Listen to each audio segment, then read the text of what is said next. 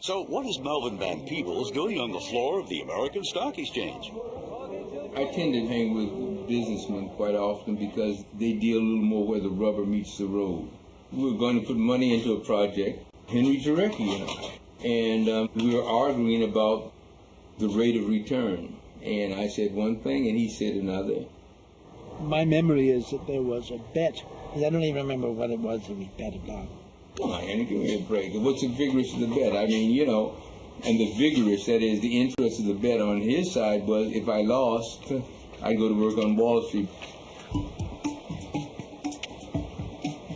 To become a market maker down there, you need to put your time in and really learn over a period of years. It takes a while to assimilate all that material and to learn the language. It's even a different language to trade in. The ticks of this, I didn't know what they're talking about. Everybody who'd been there had worked their way up for 15 years, etc. And I understood nothing.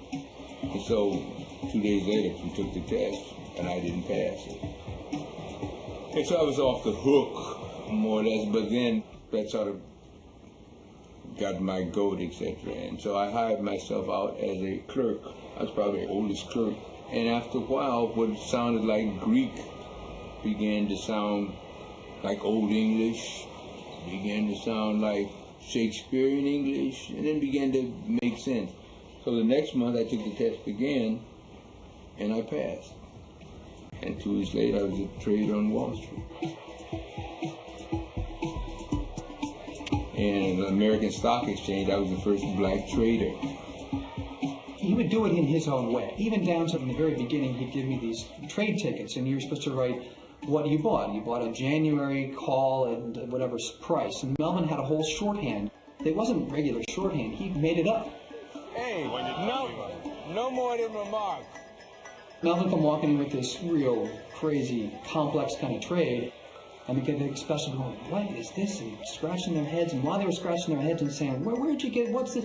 Melvin, started engaging them in conversations, tell them a joke, get them distracted. Before you know, he got them to do the trade. He'd walk away, having the order filled, and the specialist sitting there scratching their head, what is this all about? The fact that he came from a theater background almost actually was a saving grace, because when you would walk into these crowds, it was a performance. You would walk in, and there'd be maybe 10, 15 people standing there, and you would announce what you wanted to do. And there was a certain theatrical nature to it. And these are not, just nice people. These are, these seasoned veteran traders who have been down there for 10 years, and they all, have an axe to grind. And you had to have some presence, and he had a lot of presence. He would wear very wide, out-of-fashion ties. And the reason he wore these out-of-fashion ties was that became the joke on the floor of the exchange. What kind of tie is Van Peeples wearing today? And anyway, Van Peeples, where'd you get that tie? And it was his way of giving people an opening to be friendly with him.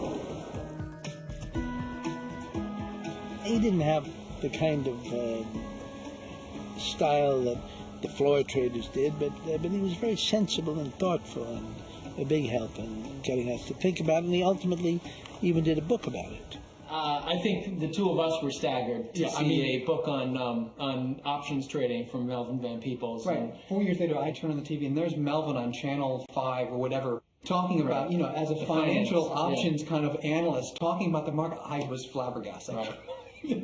How did he do that? Is Wall Street a vital link in commerce or a rich man's bingo? Actually, it's both. Wall Street is the center of trade, and as such, it serves a vital function. On the other hand, it's a booming, fertile casino.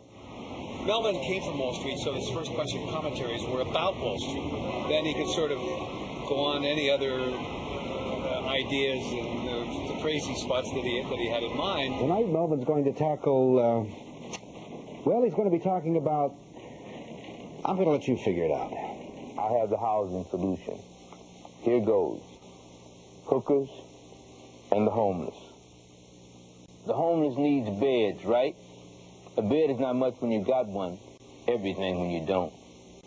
There are beds, hundreds of them, little used, relatively speaking, scattered conveniently all over the city. Rooms of prostitution, cribs. Every hooker should be assigned a homeless person who gets the mattress when she's not using it. And those ladies or gentlemen or in-betweens of the evening would do their bit gladly. without a fight. Seeing as how they all, everybody knows, have hearts of gold, right? Yeah, sure. I'm Melvin Van Peebles. Good night.